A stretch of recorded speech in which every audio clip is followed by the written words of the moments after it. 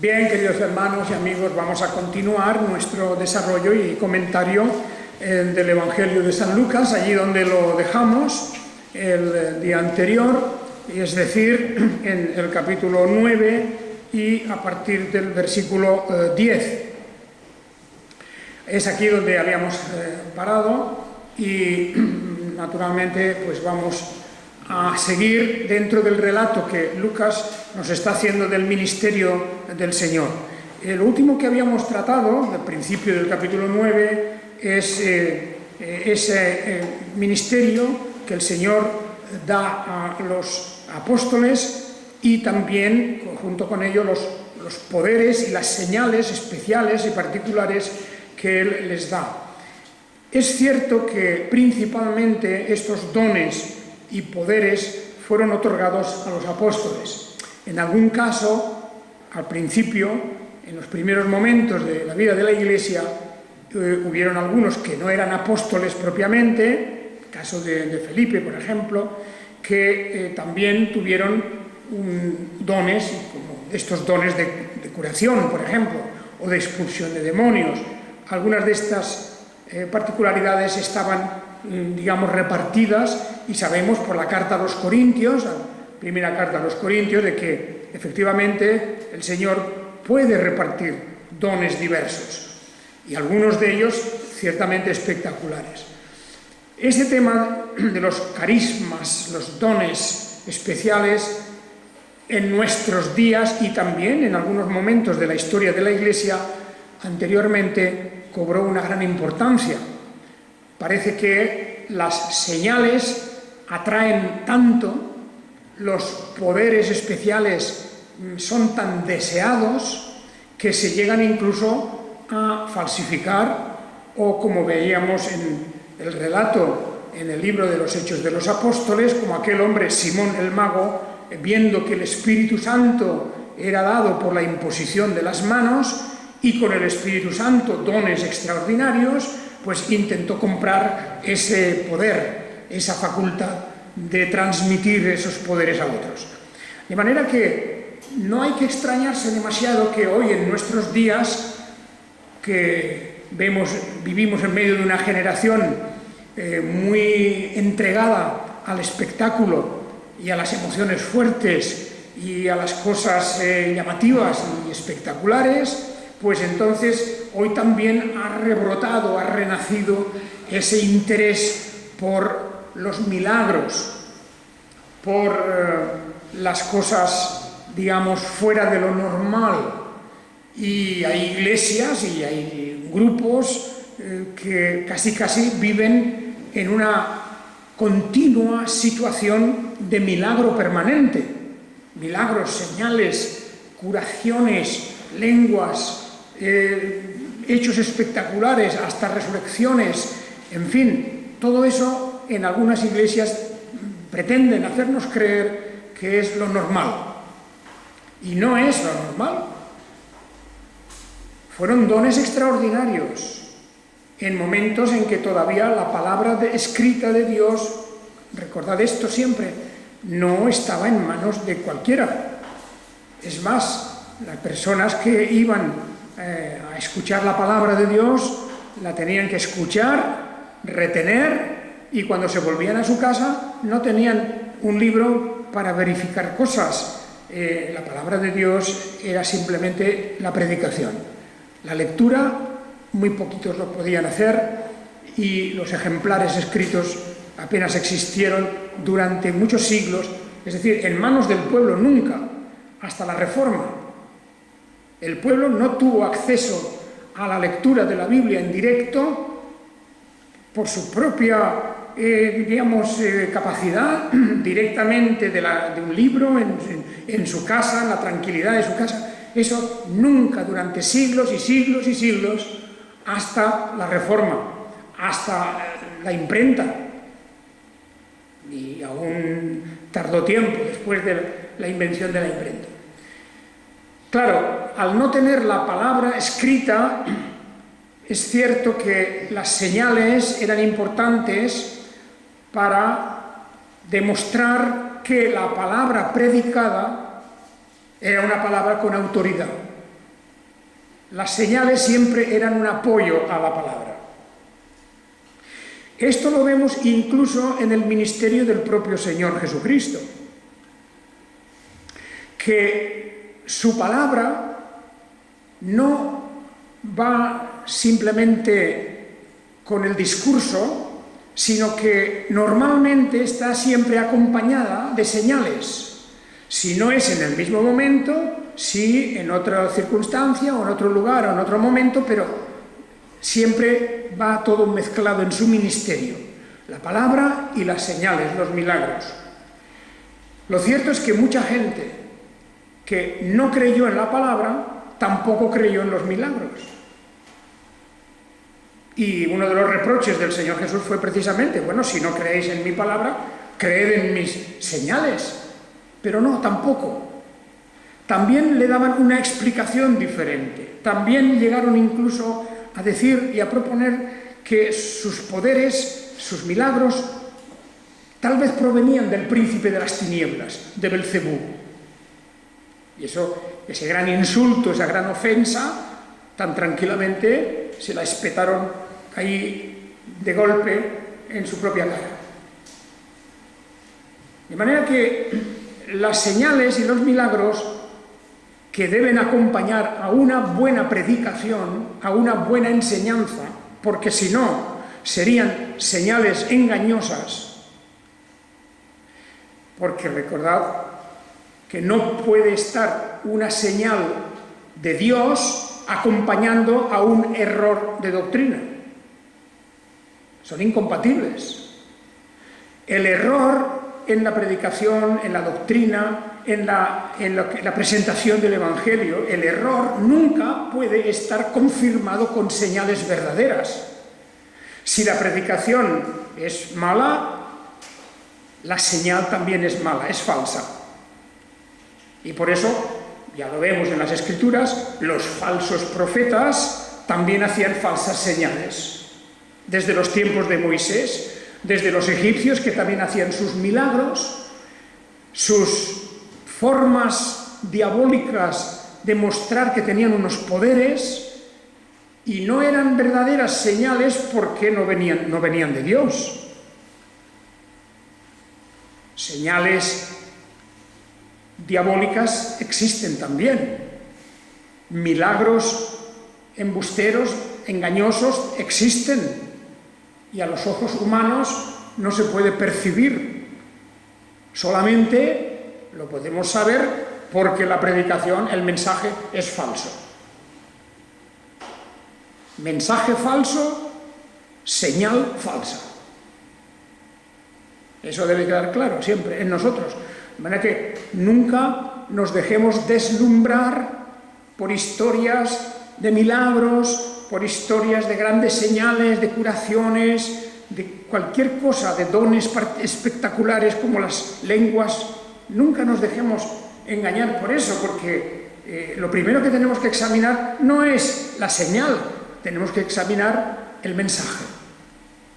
¿Es un mensaje verdadero?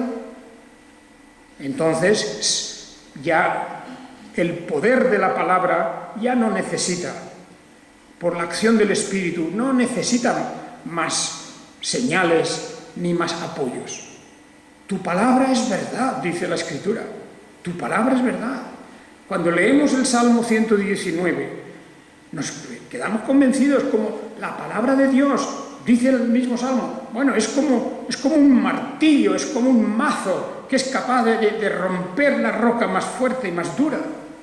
Y al mismo tiempo la palabra de Dios es suave y es dulce y es un bálsamo, pero tiene unos poderes en sí misma que no requieren, no necesitan de milagros ni de señales, porque esos se dieron en un momento en que esa palabra no la tenía el pueblo a su alcance.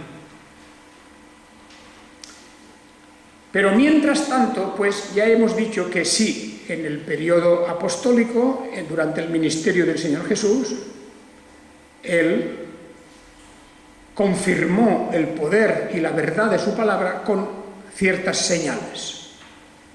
Y lo que encontramos hoy en el pasaje de Lucas capítulo 9 y versículos del 10 al 17, es el famoso episodio de la multiplicación de los panes y los peces. El Señor, en un momento determinado, se encuentra con una multitud de gente que lo habían seguido. Todo esto ocurría en los alrededores del mar de Galilea, de este gran lago de Genesaret, y la gente lo había seguido. Y naturalmente que cuando Jesús se da cuenta de que esas multitudes habían venido tras él, dice, los recibió, es decir, les atendió, no se apartó de ellos, sino al contrario, se volvió hacia ellos y comenzó a hablarles acerca del reino de Dios. Fijaos aquí en el orden que tenemos en este pasaje, del versículo 11, estamos en Lucas 9:11, cómo hay un orden. El Señor primero les hablaba acerca del reino de Dios. Como es subrayando que lo primero es lo primero. Luego iba a venir un episodio de sanidad y sanaba a los que tenían necesidad de sanidad. Segunda cuestión. Y luego, cuando ya el día terminaba, después de muchas horas, agotadoras horas de hablarles del reino de Dios, de sanar gente en aquella multitud, tal vez cientos de personas que acudieron a él a ser sanadas, al caer la tarde ya, se acercaron los 12, los apóstoles, y le dijeron al Señor: despide a la multitud para que se vayan a las aldeas y alquerías alrededor y hallen hospedaje y consigan comida, porque aquí estamos en un lugar solitario. Fijaos cómo toda esta cuestión se va engranando y cómo van ocurriendo las cosas, una jornada larga, intensísima, la gente allí pues agolpada para escuchar la palabra, para recibir sanidad, y los apóstoles que se acercan y como advirtiendo: Señor, que ya se va haciendo de noche, que marchen a los pueblos, que se encuentren hospedaje, que consigan comida, porque era un poco como diciendo, y bueno, que tal vez que vuelvan mañana, pero hemos de hacer algo porque no han estado todo el día aquí. Y este episodio es algo extraordinario, desde luego, porque tenemos una de las mayores señales, uno de los grandes milagros más espectaculares, uno de los actos más famosos de todo el ministerio del Señor Jesús, cuando, viendo que no tenían nada para comer, Jesús les dice: pues dadles vosotros de comer. Y ellos dijeron: pues no tenemos más que 5 panes y 2 peces, a no ser que vayamos nosotros y compremos comida para todo este pueblo, porque había nada menos que como 5.000 hombres, dice.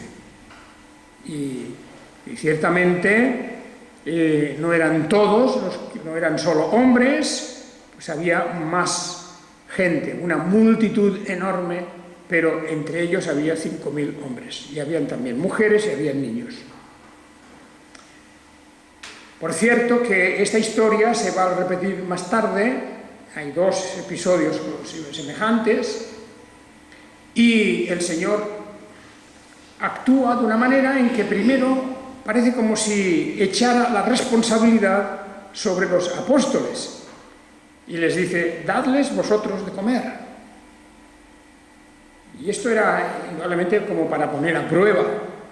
También no olvidemos que el Señor Jesús, muy poco antes, al principio del capítulo 9, les había dado poder y autoridad. Les había dado poder y autoridad. Y los envió a proclamar el reino de Dios y a sanar. Pero en ese momento ellos estaban un poco como al margen. No estaban haciendo uso de la capacidad y de los poderes que Jesús les había dado. se habían un poco como, yo diría como encogido, como si se hubieran retraído de actuar, de tener esa libertad de poder hacer uso de los poderes que el Señor les da. Y eso hay que tener mucho cuidado, porque esa historia un poco se repite también. Cuando el Señor otorga dones y Él da poderes, debemos, por responsabilidad, ponerlos en práctica, conforme al reparto de los dones que Dios hace. Y eso es básico en la historia bíblica, en la historia de la Iglesia. En conformidad al reparto soberano que Dios hace de los dones, deben hacerse uso de ellos para la gloria de Dios. Y estos hombres habían recibido unos dones y una autoridad, pero en aquel momento se ven impotentes. Se ven impotentes. No se les ocurre nada sino decir solamente, pues despide a la multitud, que se vayan y que vuelvan mañana, que se compren comida, pero como diciendo, nosotros no podemos hacer nada. Y cuando Jesús les dice, vosotros tenéis que darles de comer, pues ellos dicen, si es que solamente tenemos aquí más que 5 panes y 2 peces. Estamos aquí en un lugar solitario, no hay de dónde sacar nada. Y entonces, pues vemos al Señor Jesús tomar la iniciativa. Y eso es otra lección importante. Aun cuando nosotros estemos como retraídos o estemos como encallados en una situación y no sepamos qué hacer, o no tengamos la iniciativa, o no tengamos el valor, o no pongamos no hagamos uso de los dones que Dios nos da, el Señor toma la iniciativa y ordena que se vayan poniendo en grupos de 50. Grupos de 50. Ahora, imaginaos vosotros todo eso en la planicie al lado del lago, una multitud enorme, unos llanos grandes que hay allí, y allí efectivamente ocurre esta historia. Dice, y lo hicieron así, los apóstoles, claro, obedecen, hicieron así, los hicieron recostar a todos, se sentaron todos en la hierba, en el plano allí, en la llanura. Y Jesús entonces, dice, bueno, la historia es bien conocida, tomó los 5 panes y los 2 peces, alzó los ojos al cielo y los bendijo y los partió. Y los iba dando, y partía y no se terminaba. Como hemos leído antes en el libro primero de Reyes, capítulo 17, cuando Elías, de aquella tinaja de aceite y de aquel lugar de la harina, se sacaba y nunca se acababa. Nunca se acababa. No faltó ni el aceite ni la harina, de la abundancia sobrenatural que Dios es capaz de dar. De donde no hay, o de donde hay una cosa limitada, Dios saca y saca y saca y hace que abunde y que no se termine. Y ahí tenemos una enorme lección, tanto en el Antiguo Testamento, en el caso de Elías, como aquí, en este de la multiplicación, tenemos, digo, un gran ejemplo de lo que es la providencia de Dios. El orden que Dios ha establecido y el poder y la sabiduría inescrutable, dice. Y como en la confesión de fe lo leemos, en ese capítulo sobre la providencia, la bondad infinita de Dios que se manifiesta en su providencia, de tal manera que ésta se extiende aún hasta el principio de los tiempos, hasta la caída y a todos los otros sucesos que afectan los pecados y todos los ángeles y humanos. Es la sabiduría de Dios y la benignidad de Dios, que aunque a veces nos deja en diversas pruebas y tentaciones incluso en la corrupción de nuestro corazón, al final Dios hace que todo eso redunde para nuestro bien. Fijaos que la confesión de fe, en este capítulo 5 sobre la providencia, empieza diciendo esto: Dios, el gran creador de todo, sostiene, dirige, dispone y gobierna todas las criaturas, acciones y cosas, desde la más grande hasta la más pequeña, por su muy sabia y santa providencia, según su inefable presciencia y el libre e inmutable consejo de su voluntad, para la alabanza de la gloria de su sabiduría, poder, justicia, bondad y misericordia. Dios lo dirige, dispone, lo sostiene, todo. Y por esto, aquí, en el caso de esta gran señal, la multiplicación de panes y peces, todo lo que ocurre, cada detalle de lo que está pasando, entra en los propósitos de Dios. Nada es casualidad aquí. Y esta cuestión de cómo es posible, preguntará alguno, ¿cómo es posible que de 5 panes y 2 peces se dé de comer a una multitud tan grande? ¿Cómo se hace eso? Pues naturalmente es un acto portentoso y milagroso y sobrenatural de Dios. Como todo milagro, como toda señal, son actos que se salen de las reglas normales de la naturaleza.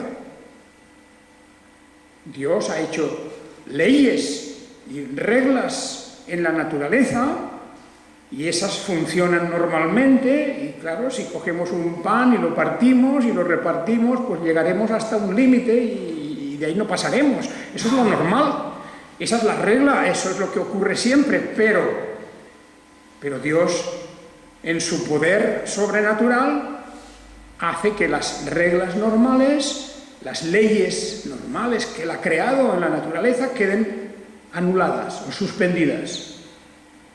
Que eso es un milagro. Un milagro es que las reglas normales de la naturaleza quedan suspendidas.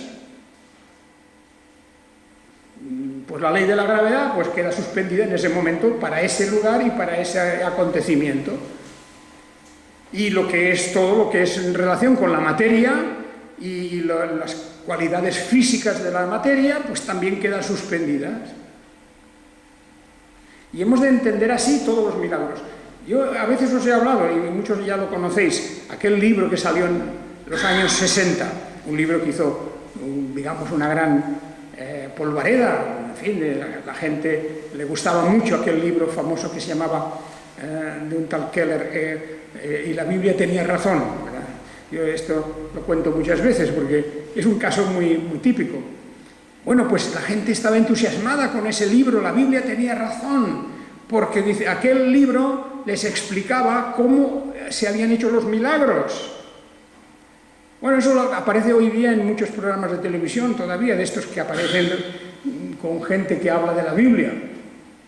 Claro, todo lo que explican, lo quieren explicar en términos racionales. Que el maná pues era una cosa que crecía por allí, que tal y que cual, que las aguas del Mar Rojo se pusieron así por esto y por lo otro, que la plaga de las ranas era por esto y por lo otro, y bueno, le dan una serie de explicaciones, lo encadenan todo, todos los milagros los explican como si fueran hechos naturales. Y por eso el libro dice, pues la Biblia tenía razón. Como diciendo, nos cuenta cosas que eran naturales. La Biblia nos cuenta cosas que las podemos comprobar hoy también. Y con eso le dan la razón a la Biblia, pero se la quitan a Dios. Claro, porque dicen, el milagro sí que se produjo, pero no era un milagro, era una cosa natural. Era una cosa natural. Y la explican de esa forma. Bueno, esos libros, por cierto, hacen... es como un veneno dulce, ¿verdad? Que uno se lo toma y ¡ay, qué bueno! ¿Verdad? Es fantástico. Y luego te mata. Te mata. Porque es veneno. Y esas explicaciones que muchos dan sobre la Biblia, diciendo, pues sí, todo esto es completamente natural. Se puede explicar por leyes naturales. Y lo intentan, y lo razonan, y hay gente que se lo cree. Y entonces hemos borrado a Dios del mapa. Ya no hace falta Dios. No hace falta poder sobrenatural, no hacen falta milagros, no hace falta nada. Porque todo es el curso natural de la vida, de las leyes humanas, de las leyes físicas, y ya está. Pero no es eso. Cuando la Biblia explica estas cosas, da suficientes pistas como para decirnos lo que está ocurriendo aquí no es natural. No se puede entender esto naturalmente. 5 panes y 2 peces para dar de comer a toda esa enorme multitud de gente. Y quedaron saciados. Comieron y se saciaron, y de lo que había sobrado se recogieron 12 cestos de trozos. Aún sobró. 12 canastas, las famosas 12 canastas de sobras, como diciendo la superabundancia de Dios, que no mide exactamente lo que se necesita para estas 5.000 y pico de personas. Dios da más, es como la gracia divina, no es una cosa justita, no va justo, no es como los favores de Dios o las obras de Dios, exactamente al milímetro y ya está. No. Cuando Dios corta la tela para el traje, corta más, todo lo que haga falta. Y si sobra, que sobre. Porque Dios no va con tanto miramiento en sus favores, en sus bendiciones, como para decir al milímetro justito. No, todos comieron y se saciaron y ya no pudieron más, y entonces aún sobró, y recogieron, eso sí, lo recogieron 12 cestos con las sobras de lo que habían comido.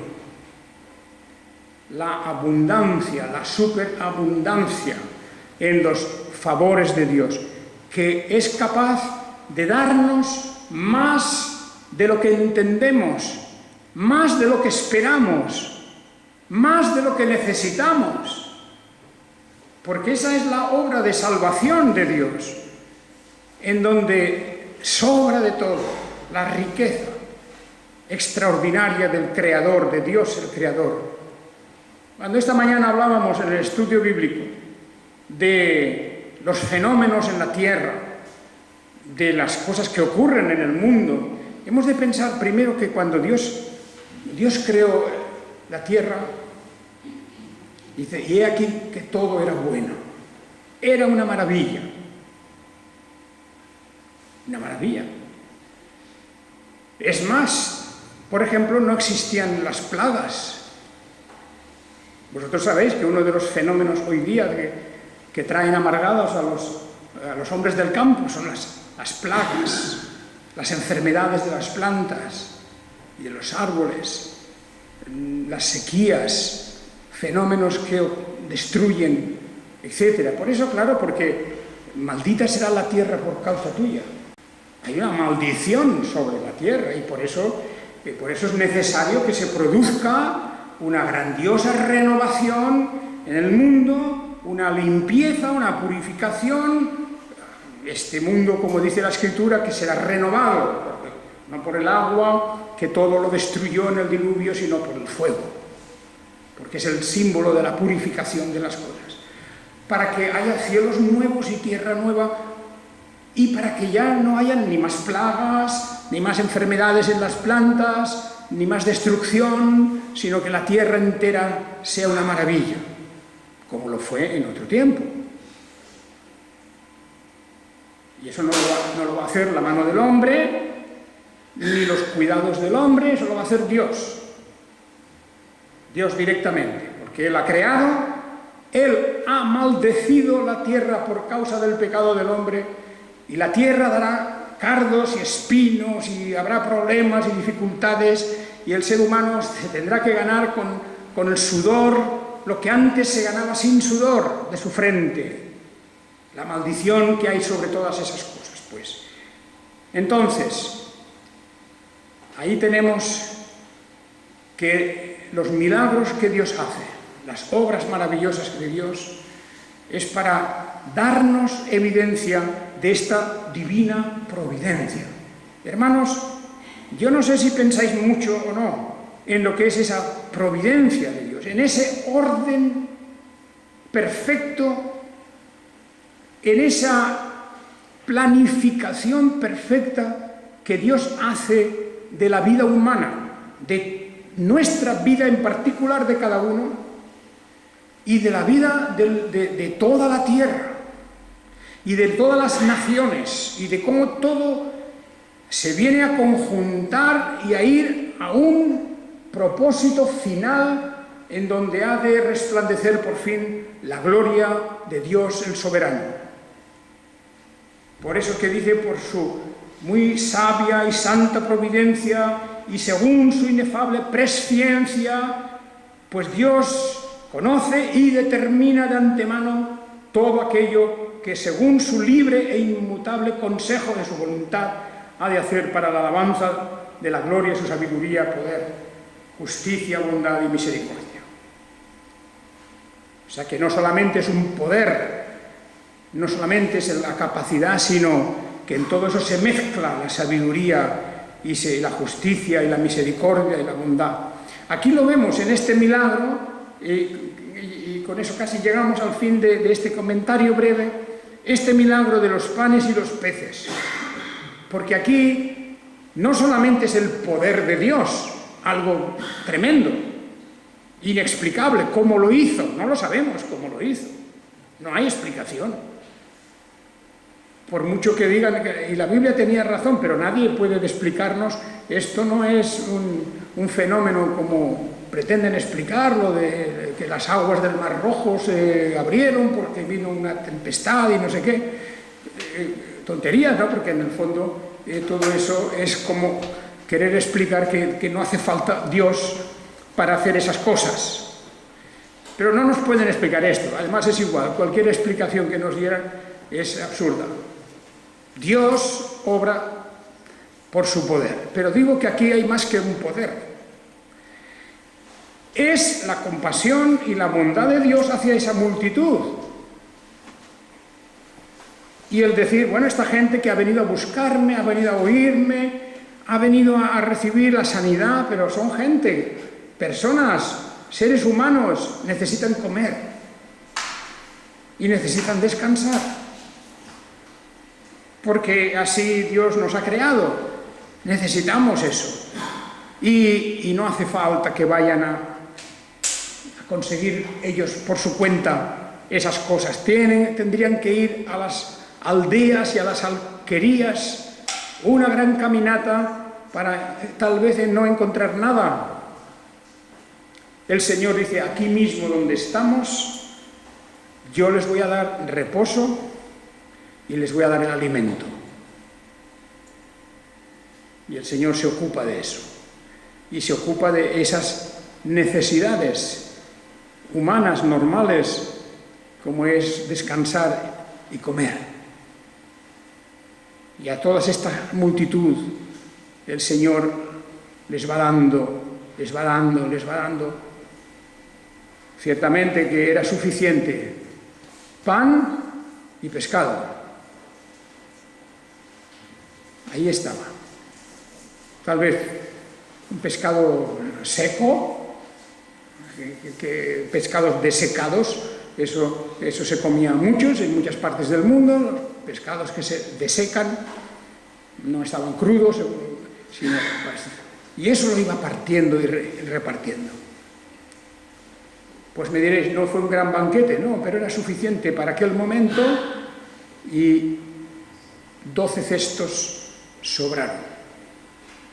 En Dios no hay tacañería, sino que sobra.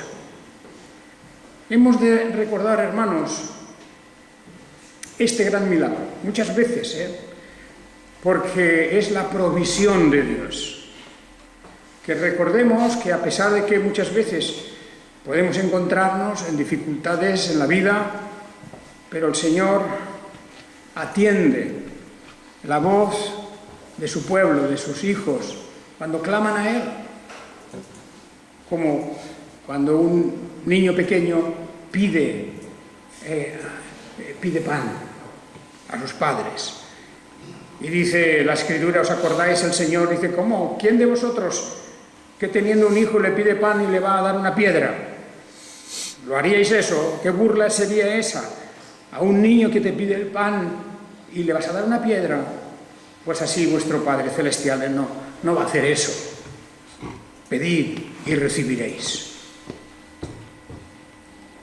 Y esa lección grabémosla en nuestro corazón y pidamos que Dios aumente nuestra fe y que Dios dé conocimiento y sabiduría para obrar en la vida y poniendo el reino de Dios primero. Porque dice la propia doctrina del Señor Jesús que si ponemos el reino de Dios primero, por encima de todas las cosas, el reino de Dios y su justicia, todas las demás cosas nos serán dadas por añadidura. Y aquí tenéis el ejemplo, estos panes y estos peces. 5 panes para 5.000 personas o más. 2 peces para 5.000 personas o más. Aquel día no faltó, como en los días de Elías. No faltó el aceite, no faltó la harina. Por mucho que sacaban, no se acababa. Porque la abundancia de Dios suplía las necesidades y compensaba el gasto con una nueva aportación. Se multiplicaba. Haga el Señor que sea esa nuestra confianza en la vida a medida que nos movemos en este mundo hasta el día en que Él nos llame. Que el Señor os bendiga a todos. Amén.